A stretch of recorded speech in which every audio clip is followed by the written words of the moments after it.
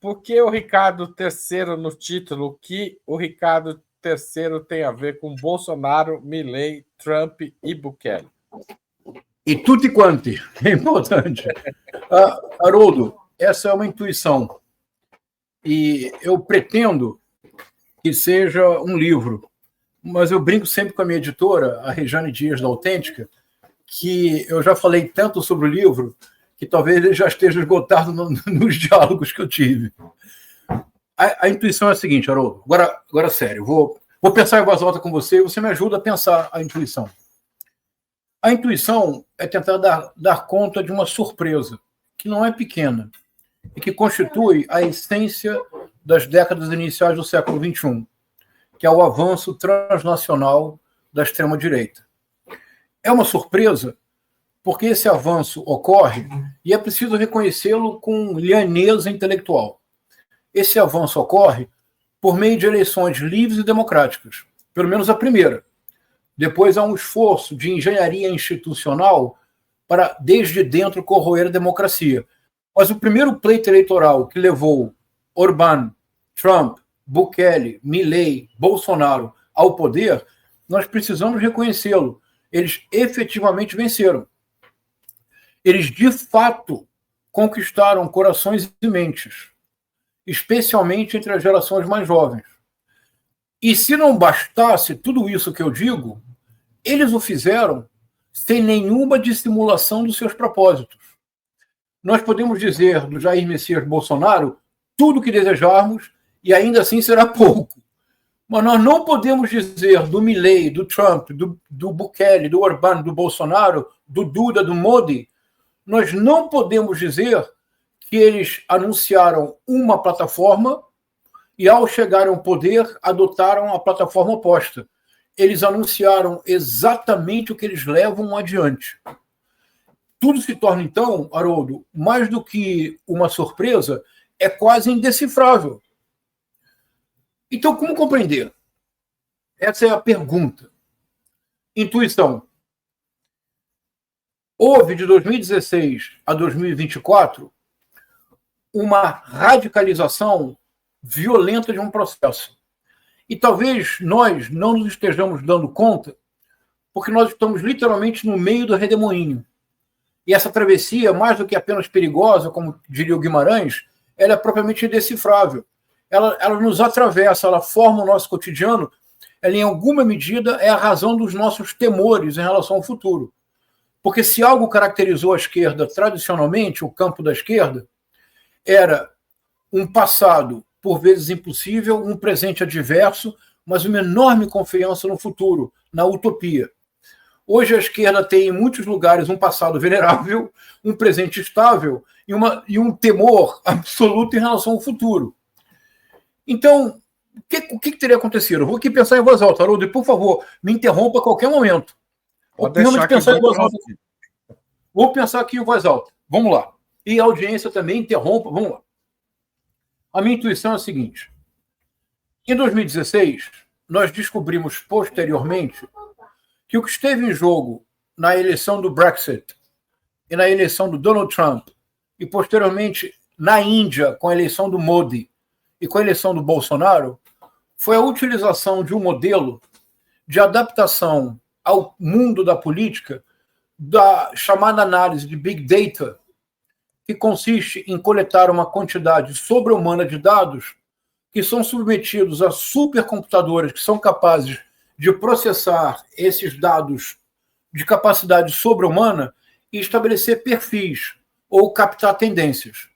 E descobrimos depois, porque o Mark Zuckerberg teve que ir ao Senado americano e pedir desculpas públicas, que o Facebook vendeu os nossos dados para uma firma de consultoria política, criada pelo Steve Bannon, a Cambridge Analytica. E descobrimos posteriormente que o principal cliente da Cambridge Analytica, que utilizou esses modelos de métrica social para influenciar eleições, inicialmente na África e na Ásia, como um laboratório, para depois trazê-lo para a Europa, Estados Unidos, América Latina, descobrimos posteriormente que o principal cliente da Cambridge Analytica havia sido Donald Trump. e descobrimos que dentro dessa modificação radical do panorama político havia uma técnica que era tão nova que nós só nos demos conta depois de perdermos várias eleições decisivas, que era a técnica do microdirecionamento digital. Isto é, em lugar de uma política para a cidadania, cujo último exemplo forte no Brasil é a campanha de 2014 da presidente Dilma Rousseff, Pátria Educadora, que é um slogan para o país, para um projeto de nação. O microdirecionamento digital rompe com essa ideia e faz, na verdade, um conjunto de pequenas campanhas para perfis determinados para corroborar aquilo que as pessoas já pensam a partir da descoberta da Cambridge Analytica. Exatamente. Houve um processo na Inglaterra, tudo veio à tona, a Cambridge Analytica foi fechada e sabe-se que o efeito sobre as eleições foi determinante, mas não é possível mensurá-lo. 1%, 2%, 3%. Portanto, do ponto de vista eleitoral, não houve culpabilização. Isso aconteceu no Brasil, Haroldo, para não parecer que eu estou falando de algo muito distante. O ministro Alexandre de Moraes, presidente do Tribunal Superior Eleitoral, considerou que a reportagem brilhantemente feita pela Patrícia Campos Melo, que revelava o envio maciço de mensagens por WhatsApp, com recursos não contabilizados na campanha, o que quer dizer caixa 2, o que leva à cassação de uma chapa, ele reconheceu 3 anos depois, em 2021, foi reconhecido pelo Tribunal Superior Eleitoral que o crime havia sido cometido, mas que não era possível estabelecer uma relação de causa e efeito entre o envio maciço e a eleição, que por isso seja, a chapa... O crime está dado, mas o efeito do crime não podia ser punido, digamos. Isso foi 2016, de acordo, Haroldo? Eu chamo isso, se o livro vier a existir, no livro será chamado o modelo Iago. Isto é a vilania que ainda hoje é um modelo dominante. É a vilania que tem vergonha de dizer o próprio nome, que dissimula. É aquele vilão que, como diz o Iago na peça, no primeiro ato ele fala assim, e define a ação peça dele. Ricardo III de Shakespeare. Otelo. Essa é Otelo de Shakespeare. O Iago diz, I am not what I am. Eu não sou o que sou. E ele não é o que é porque ele precisa adaptar-se à expectativa dos outros para melhor manipulá-los. Então ele é um camaleão. Então o vilão, a figura característica do vilão é este que dissimula, que não é o que parece ser. Parece razoável. Você consideraria razoável para pensar 2016? Não, 16 e 18, né? 16 o Trump, 18 o Bolsonaro. Isso. Mas, na verdade, você tem um sistema que se aplica e que foi suficiente para elegê-los. Isso. A grande dúvida é as pessoas conhecendo esse método, um método do Iago, né? Muito. Eu tinha perguntado o Ricardo III, fiquei com mas claro. Digamos, nós somos hoje, pelo menos uma grande parcela do eleitorado, nós não somos mais os personagens de Otelo. Nós não somos mais Desdémona e Otelos. Nós somos espectadores também. Ou seja, nós já sabemos que o Iago é assim, porque Desdémona e Otelo não sabem que Iago é assim. Isso. Éramos nós em 16 e 18, certo? Isso. Agora sabemos. O que muda nesse cenário? Então, isso eu quero pensar com você então, Haroldo. Então vamos lá. Em 2024, me parece que ocorreu uma mudança qualitativa muito impressionante e que no futuro será reconhecida enquanto tal. Eu chamaria agora do modelo Ricardo III. Por quê? Vamos lá. O que seria o modelo Ricardo III? Então, para situar as pessoas.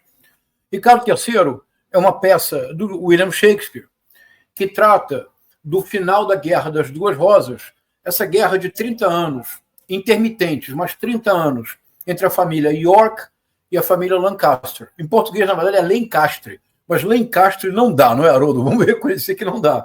Então, é a família York e a família Lancaster. A família York vence. São 3 irmãos. O Eduardo, o George e o Ricardo.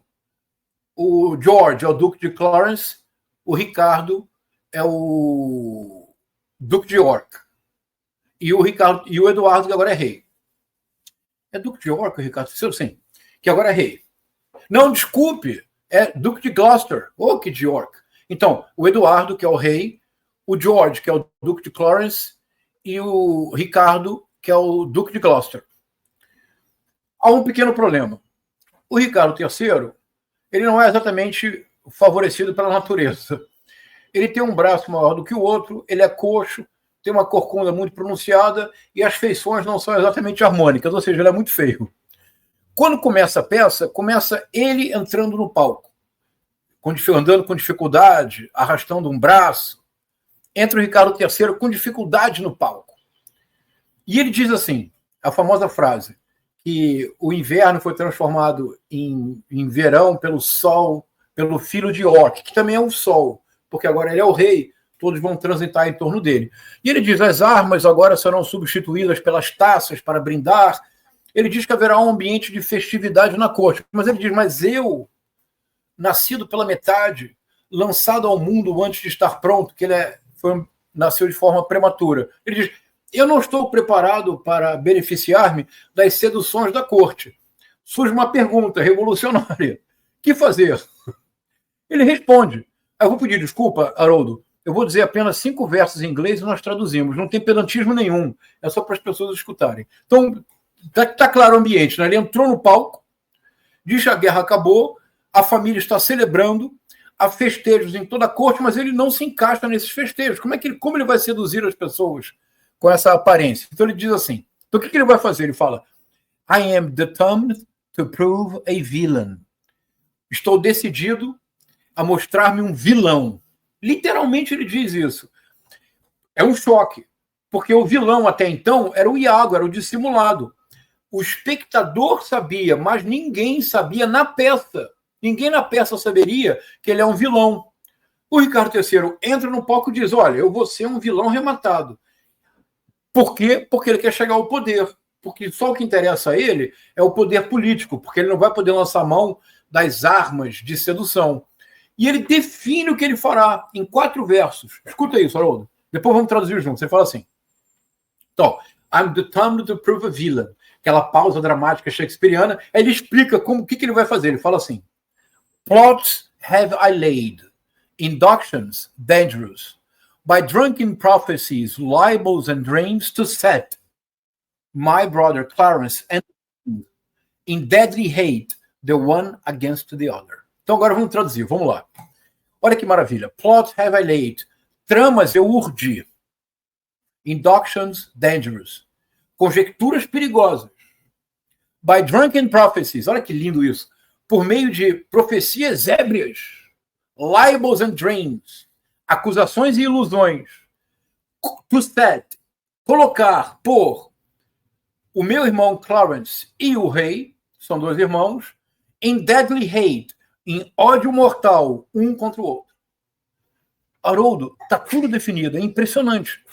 Porque plots have I laid, ele está dizendo, e ele fará isso durante a peça, está dizendo Ricardo III que ele vai lançar mão deliberadamente de fake news e de teorias conspiratórias.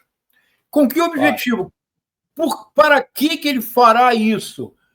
To set in deadly hate.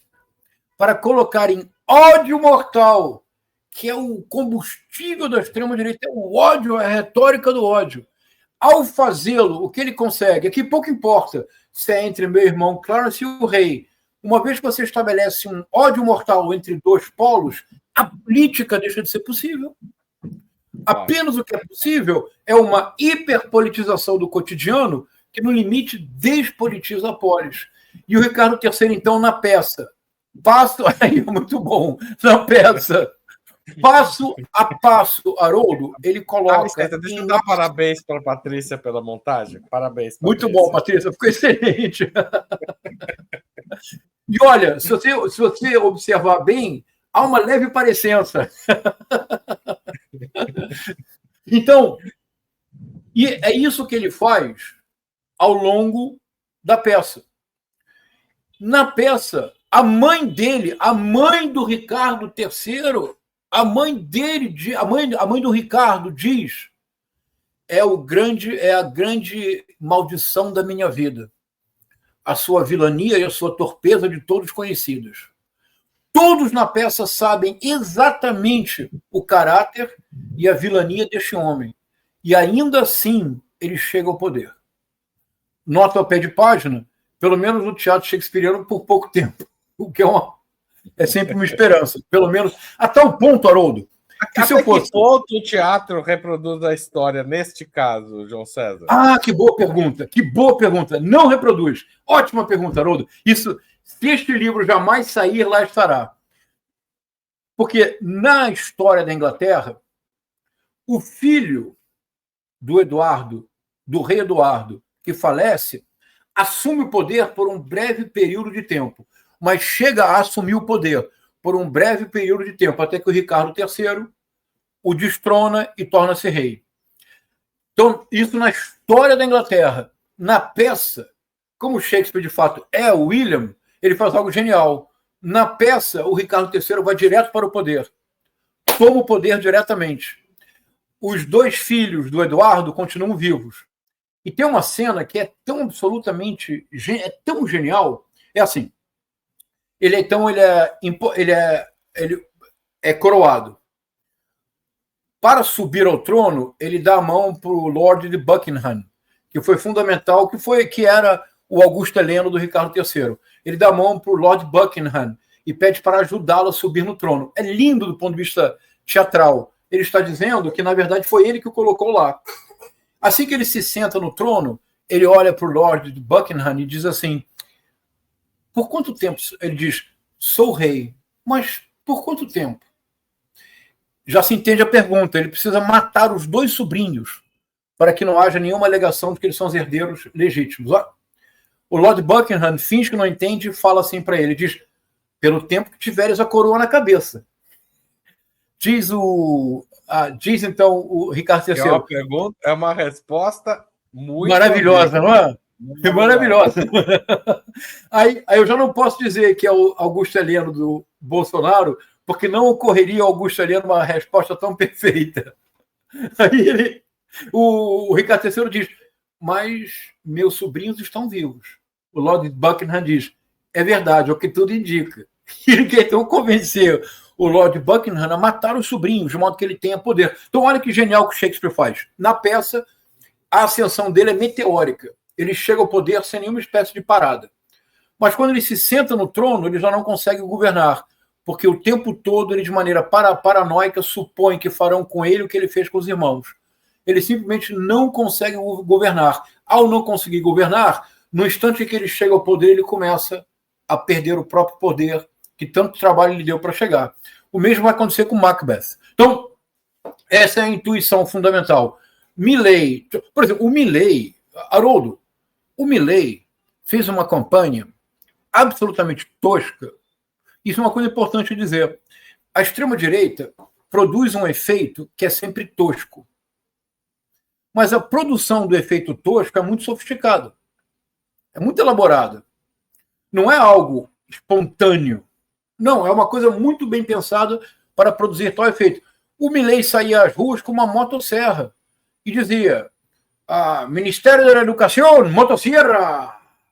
Ministério da Cultura, motosserra. E, de fato, ele está passando a motosserra em todos esses setores. Ele está tentando acabar com a UBA, a Universidade de Buenos Aires, que é uma das grandes glórias da das grandes universidades da América do Sul.